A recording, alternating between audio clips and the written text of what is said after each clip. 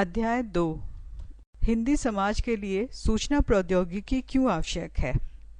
सूचना प्रौद्योगिकी के सर्वव्यापी रूप को देखते हुए किसी भी समाज के लिए इसकी उपेक्षा करना संभव नहीं है, लेकिन यह तो हमें ही तय करना होगा कि हम सूचना प्रौद्योगिकी के उत्पादों के बाजार और ग्राहक बने या उसके इस्तेमाल से अपनी सामाजिक आर्थिक समस्याओं के समाधान खोजें और समृद्धि के पथ पर अग्रसर हों।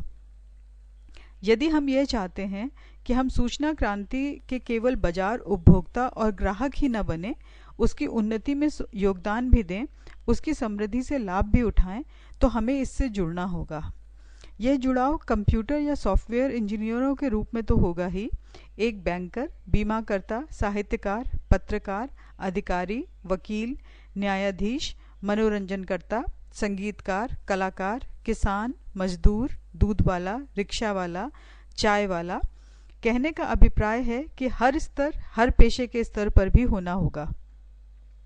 इसके लिए यह जानना जरूरी है कि यह सूचना प्रौद्योगिकी क्या है।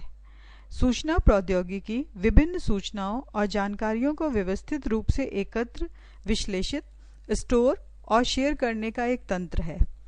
किसी भी समाज को अपने विकास और समृद्धि के लिए सूचनाओं के व्यवस्थित तंत्र की बहुत ज़रूरत होती है।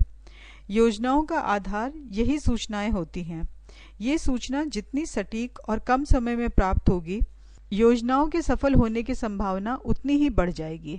पेज 26। मान लीजिए पीने के पानी की समस्या का हल खोजना है, तो हमें कितने स्थानों पर पीने का पानी उपलब्ध है और कितने पर नहीं, यह जानना होगा, ताकि शेष स्थानों पर पीने के पानी की व्यवस्था की जा सके। जिन स्थानों पर पीने का पानी उपलब्ध नहीं है, वहाँ जल स्तर कितना नीचे है या पानी का अन्य स्रोत जैसे नदी वहाँ से कितना दूर है। फिर यह जानकारी भी कि वहाँ का पर्यावरण किसी भी परियोजना के कितना अनुकूल है, इत्यादि किस्म की जानकारियों की ज़रूरत होगी। और ये भी कि वहाँ किस तरह की कंपनियां या संगठन इस मामले में सहयोग दे सकते हैं, उनके नाम, पते, फ़ोन नंबर आदि। फिर परियोजना का संभावित खर्च। कहने का मतलब यह है कि किसी भी परियोजना को साकार करने के लिए काफ़ी मात्रा में जानकारियों की आवश्यकता होती है। यदि ये जानकारियाँ ठीक से व्यवस्थित नहीं होंगी तो समस्या की विकरालता का विश्लेषण ठीक से नहीं किया जा सकेगा। नतीजन परियोजना का खाका ही ठीक नहीं बन पाएगा। इस तरह की सूचनाओं को एकत्र, स्टोर और विश्लेषित करने के काम में ही सूचना प्रौद्योगिकी सहायक साबित होती है। और इंटरनेट का प्रयोग बढ़ने के बाद से तो सूचनाओं को विश्व स्तर पर शेयर करना सहज हो गया है। चूँकि जीवन के सभी प्रशासनिक, आर्थिक, वित्तीय, सांस्कृतिक, सामाजिक, शैक्षणिक क्षेत्रों में, यानी जीवन के सभी क्षेत्रों में सूचनाओं का महत्व होता है और ये बढ़ता ही जा रहा है। इसलिए सूचना प्रौद्योगिकी का महत्व भी बढ़ता जा रहा है। जब से सूचना प्रौद्योगिकी ने मनोरंजन के क्षेत्र में पदार्पण किया है, तब से तो मानो इस क्षेत्र में रोजगार का सैलाब ही आ गया है। इसका एक रूप इंटरनेट लोकतंत्र के नए आयाम खोलता है, जहां पूरे विश्व को सोच विचार का मुक्त वातावरण उपलब्ध होता है। इसके लगातार प्रसार से, खासकर निचले और गरीब तबकों तक प्रसार से, एक नई मुक्त संस्कृति पनपेगी जो राष्ट्र निरपेक्ष होगी, जिसमें नौकरशाहों और अभिजातों की दखलंदाजी बिल्कुल नहीं होगी। एक नए मानव का उदय होगा। परंतु यह संपूर्ण विकास केवल अंग्रेजी के जरिए हो रहा है, जिससे सूचना प्रौद्योगिकी की शक्ति का लाभ हिंदी समाज का एक बहुत छोटा सा वर्ग ही उठा पा रहा है। पेज 27। अगर सूचना प्रौद्योगिकी से जुड़ाव केवल अंग्रेजी के जरिए होना जारी रहा, जैसा कि अभी तक हो रहा है, तो समाज का एक बहुत बड़ा हिस्सा इसके लाभों से तो वंचित हो ही जाएगा, कालांतर में इसके प्रति देशभाव भी रखने लगेगा, जो अंततः समाज के ताने बाने को छिन्न भिन्न कर देगा। समाज के विभिन्न वर्गों के बीच बढ़ते विकराल अंतर को यदि समय रहते नहीं रोका गया, तो इस समाज को बिखरने से बहुत समय तक नहीं रोका जा सकेगा। और अब तो जनता की भागीदारी न होने से स्वयं इसका विकास भी अवरुद्ध होने लगा है। सूचना प्रौद्योगिकी के अंग्रेजी जानने वालों तक सीमित रहने के बावजूद इसमें रोजगार का विस्फोट अभी भी दिखाई दे रहा है, तो इसका श्रेय अधिकांश में विदेशी कंपनियों के भारतोन्मुख होने के कारण है। और देर सवेर इसमें ब्रेक लगेगी ही, तब स्थितियां भयावह हो जाएंगी। इसलिए समय रहते इसे नाथना जरूरी है।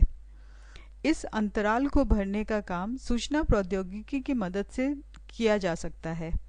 इसके लिए सस्ते हार्डवेयर और हिंदी कंप्यूटरी की बहुत आवश्यकता है।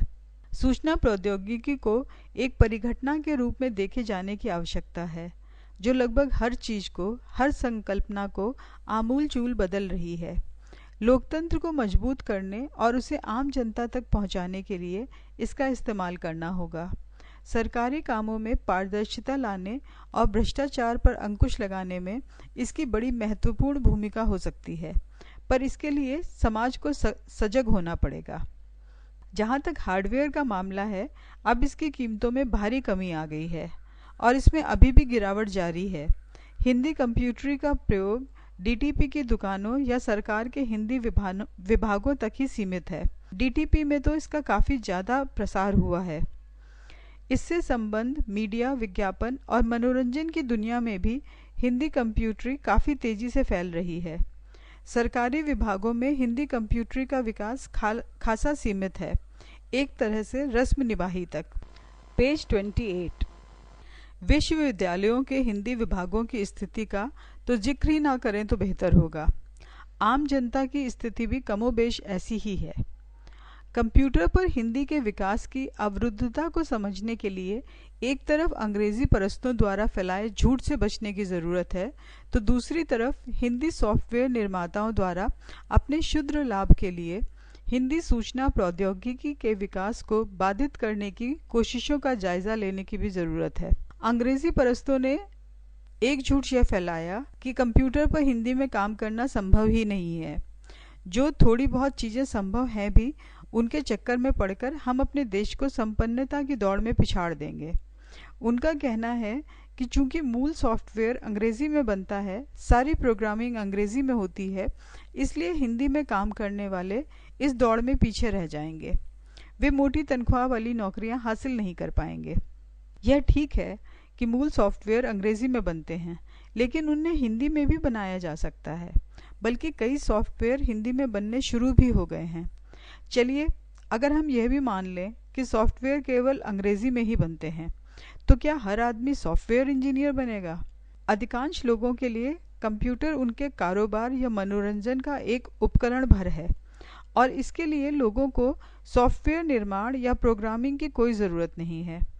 जहाँ तक मोटी तनख्वाह वाली नौकरियों का सवाल है, तो वे अब इस क्षेत्र में काफ़ी सीमित हो गई हैं तथा वित्त, बीमा, जैव प्रौद्योगिकी, कारोबार प्रबंधन आदि में भी काफ़ी मोटी तनख्वाह वाली नौकरियां आ गई हैं।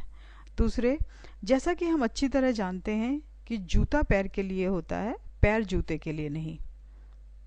भारत में सूचना प्रौद्योगिकी के अवरुद्ध होते विकास को फिर से खोलने का एक ही तरीका है, भारतीय भाषाओं में सूचना प्रौद्योगिकी के उपकरणों और सुविधाओं को विकसित करना। विश्व समाज आज उत्तरोत्तर सूचना टेक्नोलॉजी की ओर अग्रसर होता जा रहा है।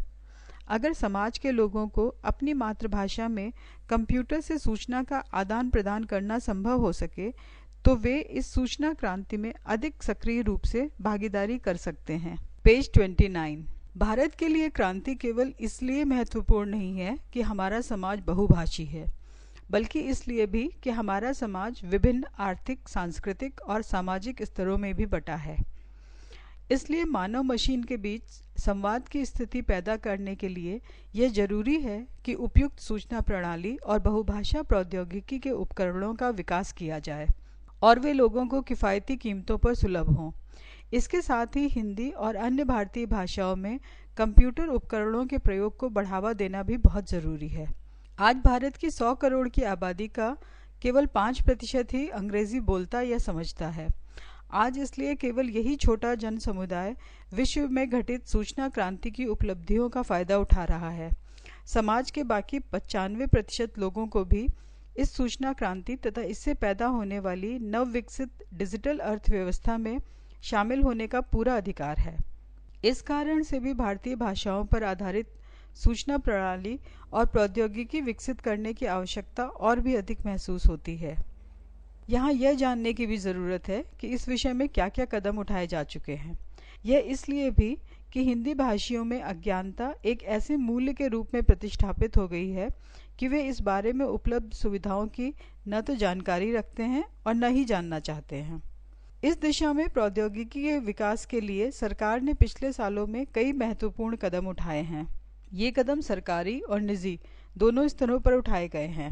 इस विषय में किए गए प्रयासों पर हम अगले अध्यायों में चर्चा करेंगे। यहाँ फिलहाल इतना ही कि आज भारतीय भाषाओं में विकास का स्तर इतना बढ़ गया है कि अंग्रेजी में उपलब्ध वे सभी अनुप्रयोग जिन पर काम करने के हम आदी हैं, हिंदी और सभी प्रमुख भारतीय भाषाओं में भी उपलब्ध हैं।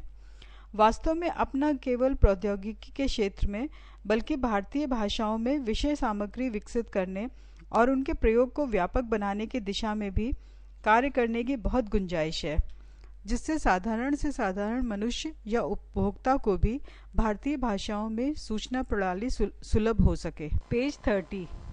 इसके फलस्वरूप बहुभाषा उत्पादों का बाजार, जो गत वर्ष अनुमानतः 30 करोड़ रुपए से ऊपर का था, आने वाले समय में सेवाओं और अनुप्रयोगों के विस्तार के फलस्वरूप कई गुना अधिक हो सकता है। यह भी हर्ष का विषय है कि आज उद्योग, अनुसंधान और विकास तथा शिक्षण के क्षेत्रों में अनेक संस्थाएं हिंदी तथा भारतीय भाषाओं में सॉफ्टवेयर विकास के कार्यों में संलग्न हैं। वास्तव में अब हमें उपकरणों के बजाय अनुप्रयोगों के विकास पर ज़्यादा ध्यान देने की आवश्यकता है, क्योंकि अब काफ़ी उपकरण उपलब्ध हैं जिन पर हम आगे विस्तार पूर्वक चर्चा करेंगे। सरकारी और निजी क्षेत्रों में कंप्यूटरीकरण की बढ़ती गति को देखते हुए भारतीय भाषाओं में इस प्रकार के अनुप्रयोगों की बहुत अधिक ज़रूरत महसूस होती है। आगे के अध्यायों में फ़िलहाल उपलब्ध अनुप्रयोगों की चर्चा भी की गई है। अंत में यही कहा जा सकता है कि वैश्विक स्तर पर अर्थव्यवस्था के सभी क्षेत्रों में सूचना प्रौद्योगिकी के विकास और अनुप्रयोगों के संदर्भ में भारतीय भाषाओं के प्रयोग का अपना विशेष महत्व है, क्योंकि केवल इसी के जरिए भारत के सामान्य लोगों तक सूचना क्रांति के लाभ पहुंचाए जा सकते हैं और भारतीय अर्थव्यवस्था के विकास में जनसाधारण की महत्वपूर्ण सहभागिता प्राप्त की जा सकती है। पेज 31।